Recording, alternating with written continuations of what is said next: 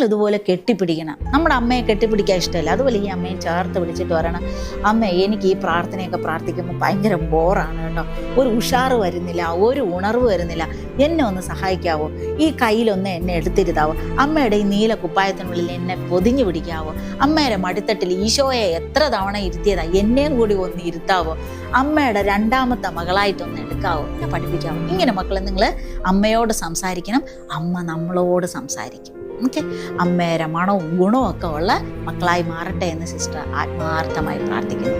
അപ്പോൾ മക്കളെ, നിങ്ങൾക്ക് ജപമാല കയ്യിലുണ്ടെങ്കിൽ നമുക്ക് ഒന്നിച്ചൊരു നന്മ നിറഞ്ഞ മറിയമേ എന്ന പ്രാർത്ഥന ചൊല്ലിയാലോ?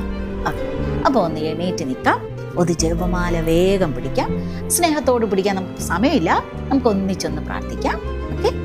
നന്മ നിറഞ്ഞ മറിയമേ സ്വസ്തി, കർത്താവ് അങ്ങയുടെ കൂടെ, സ്ത്രീകളിൽ അങ്ങ് അനുഗ്രഹിക്കപ്പെട്ടവളാകുന്നു, അങ്ങയുടെ ഉദരത്തിൻ ഫലമായി ഈശോ അനുഗ്രഹിക്കപ്പെട്ടവനാകുന്നു. പരിശുദ്ധ മറിയമേ തമ്പുരാ